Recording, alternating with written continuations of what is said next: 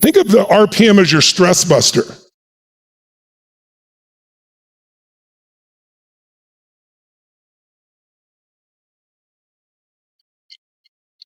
If I start to feel overwhelmed, I can feel it too. I got all these companies, got kids, I got examples, I got my body, I got all this stuff.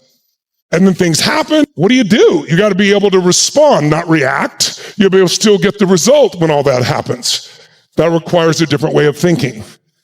That's the piece we got to get in you so it starts happening so often that it's automatic. In the beginning, it'll take longer because it'll be new. But as you start getting it, it'll get faster and faster. That's why it's called the rapid planning method as well. But it's a lifestyle. It's a results-focused, purpose-driven, massive action lifestyle. And that will produce a quality of life beyond anything you've dreamed about. It's not only worked that way for me, but anybody that I've worked with, any of the companies I've developed. That's why we can dominate over and over again. Because most people are so busy trying to react, solve problems, or figure out what to do. And they're always stressed because there's more to do than there is time for. I don't serve time. Time serves me. That's what you want to have as your new belief system.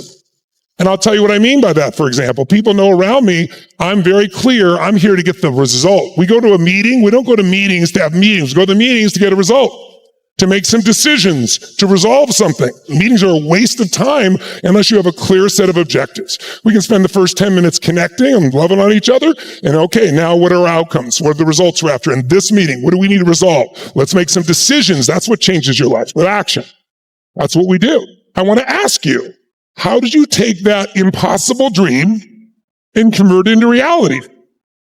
I want you all to figure out right now, what was the first thing you did to take this thing that seemed impossible and turn it into reality in your life? Most people, when you ask them what they want, you know what most people tell you? I don't want to live this way anymore. I don't want to feel like this. Of course, whatever you focus on, wherever focus goes, energy flows. If you're a classic perfectionist, then how they present and what they focus on, how they adapt in positive ways, how they adapt in negative ways to challenges. So a classic person, they're really disciplined. They have to be in control of everything all the time. They're very orderly.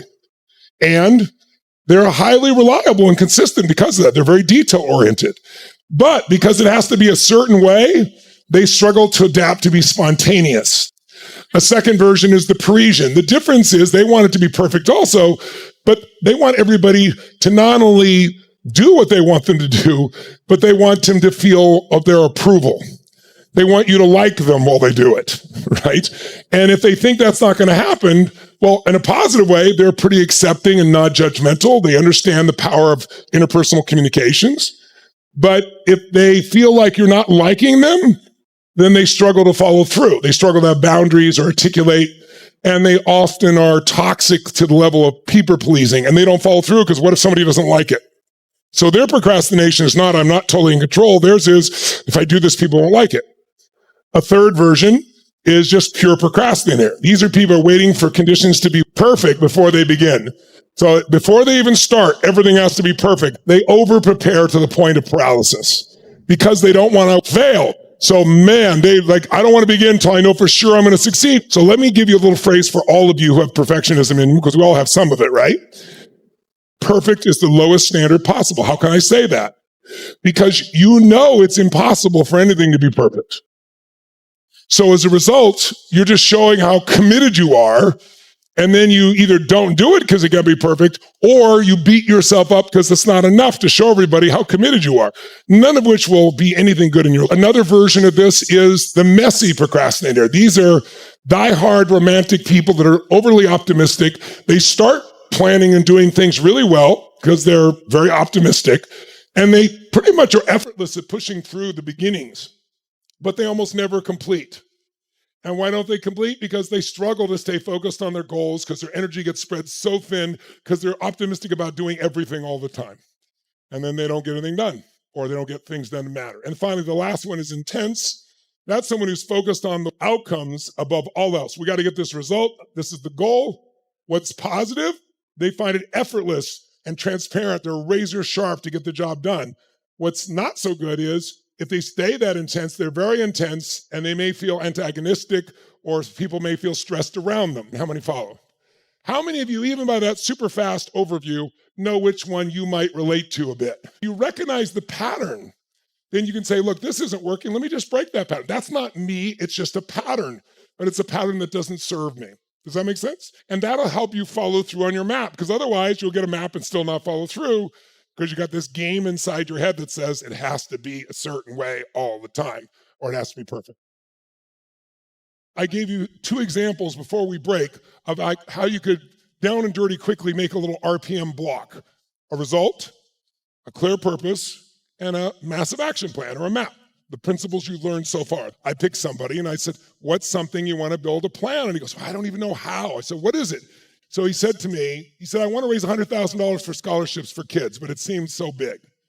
I said, let's do a quick down and dirty RPM block, a mini plan for this. Not a giant project that takes you months or years, just something we'll do real fast. So we're going to start with the center. What's the outcome you want? And I pushed him until he came up with a language, and the language became, I want to resolve a plan for an event to raise $100,000 for scholarships for kids. It's our next question. What's our why? What's our purpose? What are our reasons? What are his? He said, I want to give the kids the skills to have an awesome life, and I know with that scholarship I can do this for them. I said, okay, great. Now, what's your action plan? And he said, well, I don't know where it start. I said, most things start with brainstorming. So his first step is to brainstorm possible people to interview who've produced results like this. You're going to brainstorm who to go to. You're not going to reach them all. Let's contact the top 5 people. Then we're going to interview those best options, those 5 best people. And then what do we need to do? Well, we got to get them to give us proposals about what they would do. And then we got to resolve and choose which one. I said, do you feel certain you could do those things in these steps? He said, yeah. I said, well, then let's add it up. It's 9 hours and 25 minutes. Could he do that this week? Yes or no? This is how the job gets done. By the way, the only difference between an RPM block, and you'll learn later, a project is a project might have multiple outcomes to get to the ultimate outcome. Like, for example, lose 100 pounds. I'd have an RPM block like this for the nutrition plan, an RPM block, a second one that might be the exercise plan, another one on how we're going to support myself to follow through. And those 4 or 5 blocks become a project. So if you know what you're after, that's kind of where we start. How do I manage my life? I manage 2 areas, maybe 3. I manage my personal life, personal categories, and I work on my professional life. I have 3, some of you have 3.